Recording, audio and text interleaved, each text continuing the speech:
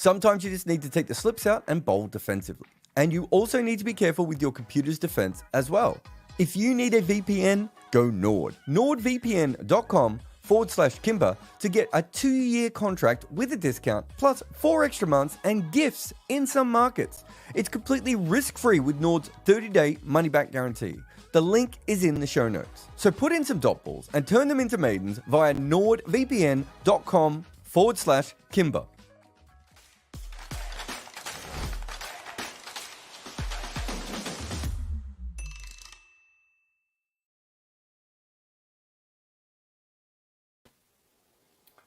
Welcome to the Scoreboard, everyone. Morning, I am Jared Kimber. Let us get through the show because Afghanistan is in a World Cup semi-final. And I'll tell you what, they really took us on a ride on what was a 19-hour T20 game as far as I could tell. There was highs, there was lows, there was wetness, there was a lot of moisture. It was a moist game, more than you would have thought. Maybe moist with Australian tears, maybe moist with Bangladesh tears, maybe moist with tears for the end of Gulbuddin Naib's hamstring. All these different things happened, but eventually Afghanistan do what they do quite often. They get on a wicket that helps them. They bat first. Their openers make all of their runs, even if that's not many, and then their bowlers find a way, in this case, even with a wet, moist ball. Let us get on to the show, though, and have a look at what we have for this one over on the Scoreboard. Remember, if you want to ask questions, the best way to go about that is with a super chat. But here we go. This is where we have ended after all of this time. Trinidad, which is the Taruba wicket, of course, which is where Afghanistan is going to be playing South Africa. If Afghanistan bat first on a wicket that spins a lot, good luck to South Africa. England, oh, I went too fast. England versus India. Lots to unpack about this. India have been preparing for Guyana from the moment they put their squad together. England don't seem to be playing spin as well, and they don't seem to be bowling spin as well outside of Adil Rashid, and of course, their old friend, Rain. But let's have a look at Bangladesh, who said and let's have a look at Bangladesh because Shanto has said something. I should have said that. Normal plan was first 3 wickets we go hard, especially in the first 6 overs. Then if we lose early wickets, we play normally. But we didn't execute that. Look, it was a hard wicket. Once, it was always anything over 110, 115, 120 was going to be a little bit hard. I thought probably 125 should have been par in this wicket, but it wasn't going to be par for Bangladesh because they were under the impression that they could actually chase this. And the problem that we saw in Afghanistan's innings was every time you tried to play an attacking shot, you either missed it or went out. And so it was a very tricky wicket from that point of view, and Bangladesh got themselves in all sorts of a mess early on. Couple of very, very good strikes. Then essentially, the one wicket that wasn't as important, but that double wicket strike, they kept going, but you could just see that they had 3 overs where they lost 2 wickets. Now, one of those at the death, but even if we take that away, it's very hard to consistently recover from all that. And they're not a very good batting side, and Afghanistan is a very good bowling side. It was a very good match for Afghanistan in that kind of way. And Linton Das, who has not been playing particularly well, just pops out an innings from nowhere. Not quite enough to get him an IPL contract again, as that was in the last World Cup. But there was some beautiful striking on a wicket. I mean, this is 54 from 49.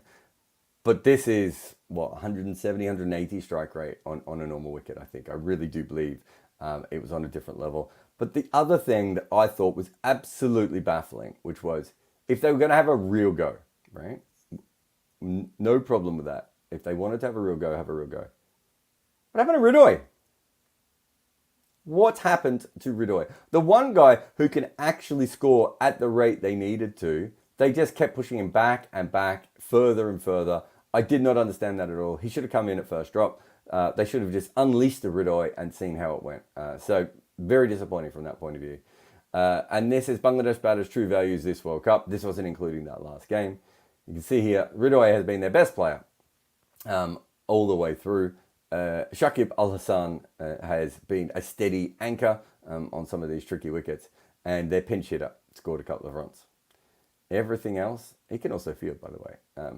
Everyone else, absolutely dire.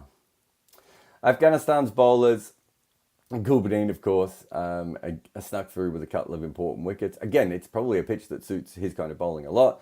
This is important, though, I think, for them going ahead, because Noor Ahmed really needed to show himself that he could still bowl. These two guys, not as important in this game, but still had some contributions. But Naveen Al-Haq really set this up. And Rashid Khan with bat and ball was probably the player of the game, even if Naveen ended up with the trophy. Rashid Khan, this World Cup, so he's got 4 wickets against New Zealand and 4 wickets against Bangladesh. 3 wickets against India as well. It's a pretty good World Cup for him. And, you know, we have seen in some World Cups he struggled against the major sides, even if he doesn't in bilaterals. He certainly has in the World Cup at times. The fact that he's done this against 3 test playing nations, and certainly his work against New Zealand and India was fantastic, I think will make them feel even happier. I don't know if they can feel even happier, of course. They should be ecstatic as they are. Anyway, the issue really is here. This is where Bangladesh lost their chance of, well, probably making the semi-finals, but at least winning this game was in here. And I just want to take you back to something else that we showed you before. Here, Bangladesh went for scored lots of runs and lost wickets. And the reason they scored lots of runs is that Afghanistan bowled a very attacking length. They were about a metre, maybe even a metre and a half fuller than what the Bangladesh seam bowlers did. So what the Bangladesh seam bowlers did was bowl a sexy length, back of a length, and beat the bat a lot. And so they got lots of dot balls. I mean, was it 59 dot balls in this innings? But if you don't get early wickets against Afghanistan, they're going to put on a total, and then their bowlers on a wicket like this are going to put you in trouble. That's what happened again. It wasn't that Afghanistan kicked on at the end. That last over from Rashid Khan was great. There was that other spike that they had in there at one stage, but they really didn't kick on, right? They really got stuck in a couple of key areas here. And it didn't matter in the end because Bangladesh didn't take any early wickets. Gurbaz, again, making runs. Ibrahim was in for a long time, but only made the 18. And of course, Rashid Khan at the end. That's it. 3 batters. It's almost the story of Afghanistan's entire cricket at this stage. And then you've got Gurbaz and Zadran, who we wanted to show you here. So you've got, this basically means that you're really good at something. The further out you are and the closer in you are, the worse you are. So you can see here that straight away, Zadran does not hit any 6s, right? That's not his thing. He will hit 4s, absolutely brilliant at 2s, pretty good at singles, and doesn't face a lot of dot balls, right? And these are true stats. So he would still face more dot balls than a middle order player, but compared to most openers, he's obviously doing very well. Then you've got his mate Gurbaz, who... Oh wait, we do have, that is dot balls. Gurbaz, even better at not facing dot balls. The running between wickets between these two in this tournament is absolutely fantastic. Gets his singles, but look at his 2s. Look how many times they look for 2s. And I really thought on this wicket that their ability to just find 2s early on, and also Bangladesh bowling buys and wides and all sorts of things, was just a huge help for them. You can see he hits 4s slightly above, but he's a 6-hitter, right? And in this tournament so far, he's been probably one of the best 6-hitters we have seen in terms of just, he's hit a lot of 6s. Look at that. That is a ridiculous graphic. Just to show the difference between the two of them. Anyway, very different kinds of players from that perspective, but they both run very well. Here we have true balls per 6. He's at 27.2, and Rohit Sharma is at 15.41. So just again, like no one else in this tournament. Interesting to see Shahid Hope that high up. You got Aaron Jones, you got Munzi, and then you've got Maxwell and Stoinis down here. There we go. Bangladesh bowlers. Rishad Hassan, again, bowled really well. They went after him in 1 over, and he came back. He got the important wicket, put pressure back on them. Taskin couldn't be hit. I thought he bowled the wrong length, as I talked about before, but certainly went for 12 runs in his overs, and Mustafiz bowled very well. This is probably the game they needed Tanzim to take those early wickets, right? and he didn't manage to do that. And ultimately, that probably cost them a chance. But again, they would have had to bowl him out for about 85, I think, which is probably fairly unlikely either way. And we got Rashad Hussain this World Cup. So 3 wicket hauls, 2 wicket hauls, and only one game where he didn't take a wicket. Absolutely fantastic. Love the way he went about it all the way through. Very exciting cricketer in more ways than one.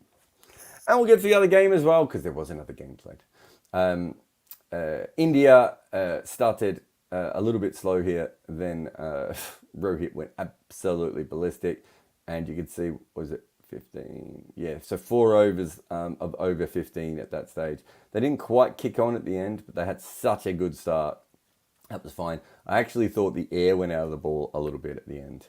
And because of that, you certainly, I'll explain it for the second innings, but you can see here, this very much carried by Rohit. Strike rate of 224, and it made his 92 from 41 balls. But Sky did very well against a major team. But this won't be counted because it was only 30 odd off, not many balls. They'd be happy with what Hardik Pandya did. And also, I think they'd be really happy with what Ravindra Jadeja did in this one as well. You can see here, I wonder if this was just Rohit getting a little bit tired, or if even maybe he bashed the ball so hard that he got it soft at that stage. But interesting that he was slowing down a little bit at that point. And this is him versus all the different kinds of bowlers. Basically, in 5 balls went, Josh is not for me. Didn't go after Zampa all that much. Destroyed Stark in that one over. And waited for Stoinis. I cannot think of a worse matchup for Marcus Stoinis in world cricket than Rohit Sharma. Because his best ball is the short ball, right? And if he's not bowling that, he doesn't have like many other balls that he can bowl, especially on a surface like that. So yeah, I thought from the start that was going to be an issue. They didn't go with Glenn Maxwell at all, and yeah, so clearly that was a bit of a problem. All right, Australia's bowlers. Josh Hazlewood was good. No one else really bowled all that well. You know, for all the talk about Stark and Cummins always coming to good in big games, it just shows you how random all that sort of stuff is. The Stoinis thing, as we talked about before, was a massive issue, and they felt that they couldn't go with.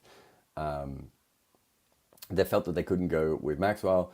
Zampa probably had a great tournament up until the 2 games at the end that Australia lost, and you can't blame him for not being brilliant in both those games. He has good figures against Afghanistan, but maybe didn't quite have the effect that he needed to have.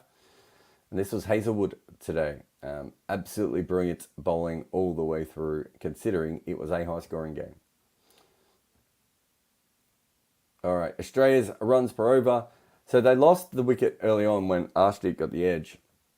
And then it looked like Head was going to do this. But you could see about here, part of this is India bowling spin. But I really just think that the air went out of the ball as much as anything. And they struggled to hit boundaries afterwards. There was like a fluky one from Pat Cummins. Tim David hit a really good one. But I just thought it got much harder to hit boundaries. And you could see with Travis Head, a bit like with Rohit Sharma, he was trying to hit the ball really hard and just couldn't. So even though they looked in front of the game, they probably were not in front of the game as much as it seemed at that point. Travis Head, 76 from 43. Mitchell Marsh did quite well. And Glenn Maxwell was certainly a big help for a small period of time before walking past one. But yeah, you see that same sort of pattern we saw with Rohit, which I think tells you a lot about this game. But Kuldeep Yadav, certainly the difference. He bowled in a way that Zampa couldn't bowl. Seemed to spin the ball a lot more than Zampa. And maybe partly because he bowled a little bit slower. I thought they got good overs here out of Akshar Patel. Bumrah had a ordinary game. I mean, he wasn't terrible, but it wasn't incredible. They got wickets out of Arshdeep, so they'll probably be sticking with him for the rest of the tournament there. Hardik got tapped, but you know it probably wasn't a great wicket for Hardik or Marcus Stoinis, if we're being honest. And Jadeja got hit, but that was only in 1 over. All right, so these are our team maps. We can get as funky as we want with these very quickly here. This is how Afghanistan and South Africa line up. So Afghanistan's batting power play is 71% better than what we would think it would be. That's because they don't lose any wickets at all. They don't score particularly fast, but they don't lose any wickets at all. That follows on to the middle where, you know, they do step it up usually. They've not been good at the death. They've not capitalised on these starts at all. With the new ball, I think they've been fantastic. You would think that their best bowling would be in the middle, but it's not been the case in this tournament. It's absolutely been their two seam bowlers up front who've been brilliant and have been carrying their bowling, really. But then the spinners do a good enough job to back them up in the middle. They still struggle a little bit at the death. They are not, if you compare them to South Africa is quite an even shape. You can see with Afghanistan, they're really good at basically batting and bowling in the power play. And they're a little bit good at, pretty good at batting in the power play. In the middle. A little bit good at bowling in the power play. And they're dreadful at the death. Like, it's an odd shape, right? Let's get to South Africa. Their batting in the power play has been really, really poor. Their batting in the middle has been just above par. And their batting at the death has been quite good so far. The bowling in the power play, considering they have 83 seam bowlers available to them who are all really good, has been terrible. Especially when you compare it to, what Afghanistan have managed to do. The bowling in the middle, though, has been okay. And a lot of that has been Anrit Nortje when he's been at his best. Maharaj and Shamsi have been good and bad at times, but certainly, enough. And they have pulled it back at the death, outside of Bartman's over the other day, and Rabada's over the other day. This is a lot more even team. There's a lot of ways that South Africa can beat Afghanistan, but of course there's kind of a very obvious way that Afghanistan can beat South Africa, which is batting first and making 145 and then finding a way to defend it. Let's get to the other two sides, shall we? Let's have a look at them combined. You can see here, these are a lot more even, but just how good India is at kind of every facet of the game so far, I think is the most important thing. There's not a single part of the game they are below par in. And you can see they're actually above par in all parts of batting. They're right on par for bowling in the power play, which has probably been one of their weaker ones. And then batting in the middle and bowling in the middle and bowling at the death have been fantastic in. So if you compare that to England, they're 39% better with their openers, in England is 41% better with their opening batting. So that's pretty level. And the batting in the middle is quite level as well, and the batting at the death. So even though England probably have another gear that perhaps India can't get to, like a seventh gear, when it comes to their batting, we haven't really seen that all that much at the moment. Certainly not as much against the best teams. England's problem is that they've really struggled to put any pressure on sides up front. And it's something, we've seen it against Scotland, we saw it against Australia, we saw it against South Africa. They've really got to work this out, because I just don't think that, if Rohit's going to be the intent monster, you can't just allow that to happen. You've then got the bowling in the middle overs, which has been fine, but that's largely carried by Adil Rashid. And then you've got the bowling at the death, which, has been a real issue for England for a long time, and this tournament hasn't been one. Again, India just have a few extra ways of beating them. Plus, it's in Guyana, which should help India more. Plus, it might rain. If it is a shorter game, I think that does help England. But if the game's washed out, then that doesn't help England at all. They're going home.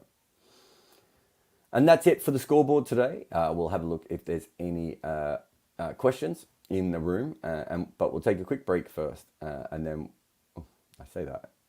Helps if I press the right button. We'll take a quick break while I read the questions. And then we'll come back with any super chats or anything else I find.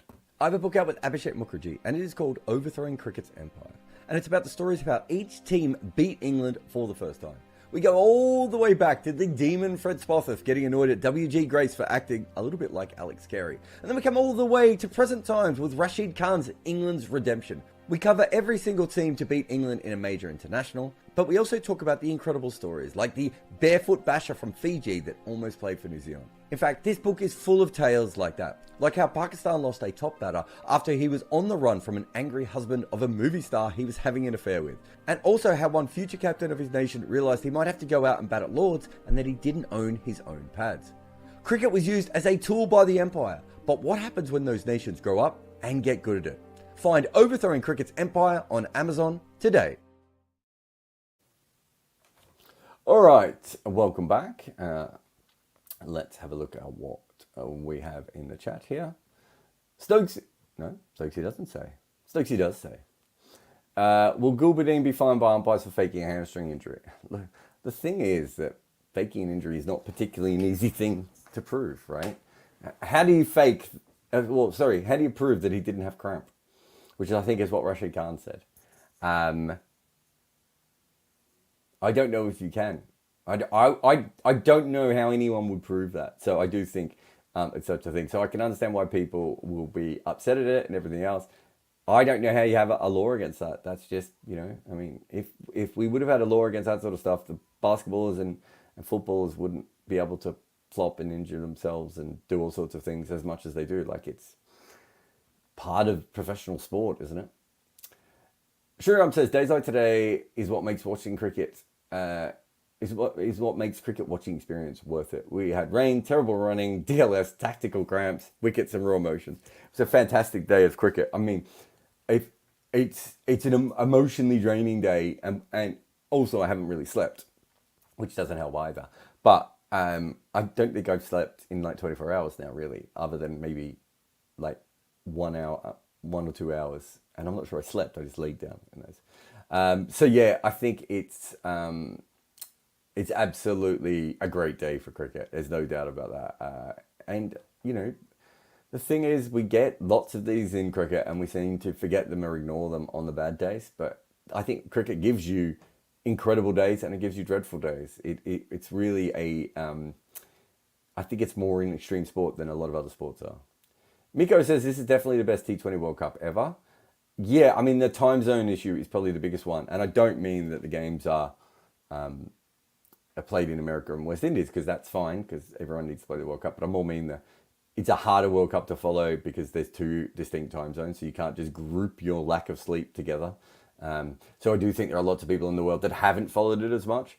But in terms of close games, I can't imagine. There was a Women's World Cup, was a couple of years ago, when we had just a string of close games, right? I think this has had more close games than that World Cup had. And I thought that was ridiculous as well. Crialto says, why is Australia a ruthless team historically, carrying on with that Muppet Warner? It's enough of his simping with India. Simping with India? What the fuck? He could have been kicked out long ago with no use at all. So this was David Warner, who in 2021 won Australia a World Cup. Was it that David Warner? Or am I getting him mistaken with a different David Warner? Like, I think, I mean, a lot of what you say is nonsensical, and I don't really understand it. But if you look at it from a very basic point of view, he was part of destroying England in that first game against England when he smashed 39 really, really quickly. And he also smashed 53 in the game against Bangladesh. And I think he might have made a 50 against one or two of the associates along the way as well. I don't think that's a bad tournament in what is a tough tournament for batters in general. I probably would have gone Fraser McGurk, but I can understand why they didn't go Fraser McGurk. Generally, in World Cups, you go with more experienced players. But yeah, he's been a pretty good player. I don't really understand any of this. Also, if you're using the word simping, there's probably something, not ideal going on in your life if you're using that word, would be my guess. AJ says, will it be worthwhile for India to play all their spinners against England at Guyana? Someone else asked a really random question about that, which I didn't see before. Where is it? Some random guy who said, like, who in their right mind would pick two wrist spinners? It's just for a semi. I don't really understand that. Like, if you're playing in Guyana, of course, you would think about playing two wrist spinners in that situation. I'm not sure they have to. So I would be looking at that. Arshdeep, weirdly enough, is probably not massively suited to the Guyana wicket. Siraj probably would be suited if they did want to go down that route. If you do pick all the spinners, it puts a lot more pressure on Hardik and Bumrah specifically when they bowl. And if Hardik has a bad day, that can be a little bit troubling. And the other big issue is the two left arm finger spinners. It's not as much of an issue with Afghanistan because of the amount of right-handers they have, but it's still a bit of an issue of kind of how you fit the same bowler in twice, right? And you're already bowling Kuldeep Yadav, who bowls at the death. Do Hardik and Bumrah bowl up front and then at the end? Just little things like that can cause a problem with it. I think three spinners is more than enough on that wicket. I think in a perfect world, you'd probably want one of Jadeja and Akshar, and then Chahal and Kuldeep on that wicket. But finger spinners do really well on that wicket as well, and they give you the batting and the fielding in this case. So there's certainly something going on with that. There's certainly something going on from that perspective as well. So yeah, I think it's a very, very interesting one. I don't think that I would go with that particular lineup. I think 3 spinners is more than enough.